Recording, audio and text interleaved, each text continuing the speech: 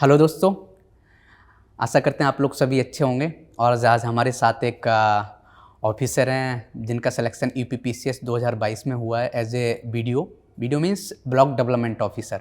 तो आज हम उनसे बातें करेंगे कैसे इस एग्ज़ाम को क्रैक किया। बहुत सी चीज़ें बातें होंगी। हमारे दोस्त हैं, बहुत अच्छे दोस्त हैं, अमित कुमार जी। तो अमित कुमार जी भाई, बहुत बहुत बधाई और शुभकामनाएं इस एग्ज़ाम को क्रैक करने के लिए। और आपको बताएं कि अमित जी ने भाई 2000 यूपीएससी का जो 2022 अभी रिजल्ट आया है उसमें एज ए वीडियो सिलेक्शन हुआ है। भाई अमित भाई, ये बताओ कि इस एग्ज़ाम को निकालने के लिए किसी भी एक बहुत जो पर्सन जिसको कुछ नहीं आता है और वो इस एग्ज़ाम को निकालना चाहता है, तो क्या स्ट्रेटेजी होनी चाहिए, क्या आप बताना चाहेंगे ऐसा? कुछ नहीं जानता है तो पहले जाने कि इसका सिलेबस क्या है और उसके बाद सिलेबस के आधार पे देखे कि पिछले सालों में क्या क्या प्रश्न पूछे गए हैं। सही बात है। प्रीवियस ईयर क्वेश्चन का बुकलेट देखे और उसके आधार पे अपनी तैयारी करें, क्योंकि जब तक सिलेबस पूरा कंप्लीट नहीं करेगा तब तक तो इसमें संभव नहीं है। तो जो कुछ नहीं जानता है तो उसको तो पहले पढ़ना पड़ेगा कि क्या क्या टॉपिक्स हैं, उसके बेसिक क्या हैं, फंडामेंटल्स क्या हैं, उस पर क्या क्या प्रश्न बन रहे हैं। सही बात है। और तुम्हें पता ही है इसे प्री मेंस और इंटरव्यू 3 फेज का एग्ज़ाम है ये। और मेन एग्ज़ाम इसका मेन एग्ज़ाम है जो मेंस होता है इसका। तो उस एग्ज़ाम की तैयारी सबसे महत्वपूर्ण है, क्योंकि वही एग्ज़ाम अल्टीमेटली आपका सिलेक्शन कराएगी। तो उसमें आंसर राइटिंग करना पड़ता है, तो पूरे टॉपिक्स को पढ़ना, उस पर क्या क्या प्रश्न पूछे गए हैं उन प्रश्नों का अभ्यास करना। और जो आप जानते हैं कि करंट अफेयर्स भी पूछे जाते हैं, तो क्या क्या करंट के इश्यूज चल रहे हैं 1-2 साल के अंदर, वो सब भी पढ़ना। इतना तो करना चाहिए। फिर उसके बाद एग्ज़ाम के टाइम पे जब प्रीलिम्स होता है उस समय 1-2 महीने फोकस्ड होकर प्रीलिम्स के लिए पढ़ना। इतना करने के बाद जो है कि इसमें कुछ। चलिए बढ़िया। दूसरा क्या है, यूपीएससी के जो लोग होते हैं वो हिंदू पेपर को पढ़ते हैं। यूपीपीसीएस निकालने कोई अखबार पढ़ना जरूरी है क्या? देखिए, कम से कम एक अखबार अगर आप रोज़ पढ़ते हैं तो पर डे का जो अपडेशन है आपके माइंड में धीरे धीरे जाता रहता है। पता चलता रहता है। कई लोग मैगजीन पढ़ के ही काम कर लेते हैं, लेकिन आप रोज़ 15 मिनट, 20 मिनट, आधा घंटा अखबार पढ़ते हैं तो धीरे धीरे आपके दिमाग में वो चीज़ें जाती हैं। तो लाभ तो मिलता है ये मैगजीन न्यूज़पेपर पढ़ने का।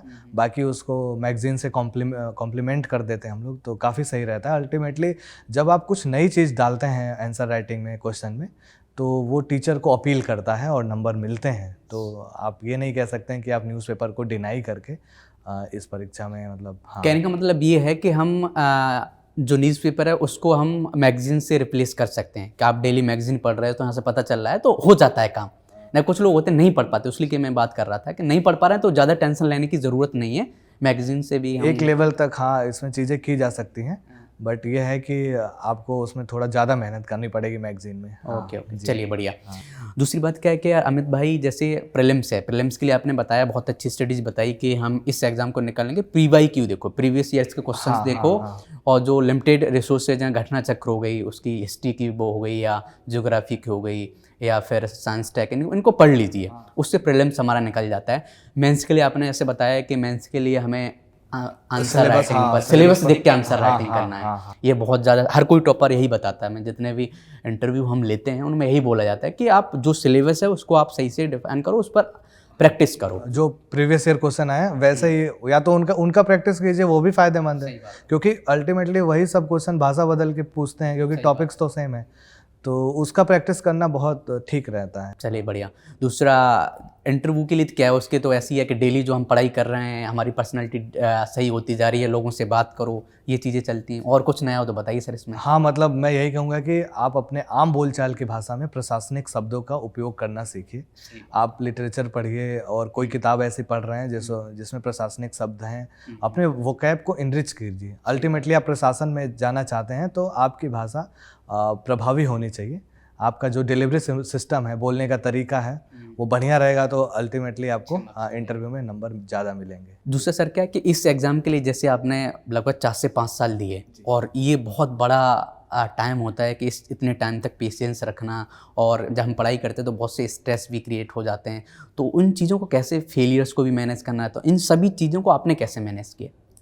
देखिए, एग्ज़ाम सच में कई चरण वाला है, प्री मेंस इंटरव्यू, और आप किसी चरण में फ़ेल होते हैं तो फिर से शुरू करना पड़ता है।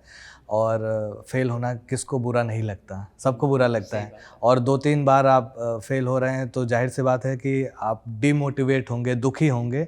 और अगर आप नहीं हो रहे हैं दुखी तो इसका मतलब आप तैयारी नहीं कर रहे हैं। जो गंभीर अभ्यर्थी हैं जो इसमें अपना मेहनत कर रहा है, समय लगा रहा है, उसके बावजूद भी वो फेल हो रहा है, तो उसका दुखी होना तो लाजमी है। लेकिन एक अंदर से मोटिवेशन होता है, एक अंदर से एक एनर्जी होती है जो उनको जगाए रखती है हमेशा कि नहीं मुझे करना है, तो वही काम करता है मोटिवेशन का। बाकी जो मोटिवेशनल वीडियोज़ हैं या कुछ टीचर ऐसे बोल देते हैं, वो माहौल बनाने के लिए काम करता ही है, लेकिन जब आप अंदर से नहीं, जब तक आप अंदर से नहीं बनना चाहेंगे तो दिक्कत होती है इसमें, मतलब फेलियर के बाद आगे कंटिन्यू करने में। होता क्या सर, जैसे ईपीपीसीएस में लोग एक बार जॉब ले लेते हैं कि वीडियो बन गए या एक्साइज इंस्पेक्टर बन गए या फिर डीवाईएसपी बन गए, फिर एसडीएम बनने के लिए एग्ज़ाम देते रहते हैं। आप इस बार दे रहे हैं क्या? देखिए, महत्वाकांक्षा रहती है हमेशा कि हम एकदम टॉप पे पहुँचें। फॉर्म मैंने भरा है, देखते हैं, अभी कुछ तैयारी हो नहीं पा रही है जब से रिजल्ट आया है, लेकिन मैं यूपीएससी का दूंगा, उसके लिए मैं चलिए बढ़िया है, सद देते रहिए। और हम तो यही होप लगा के बैठे हैं कि आप ज़रूर आईएएस बनेंगे। जो भी आईएएस आईपीएस जो भी आप बनना चाहते हैं, यूपीएससी क्रैक करिए।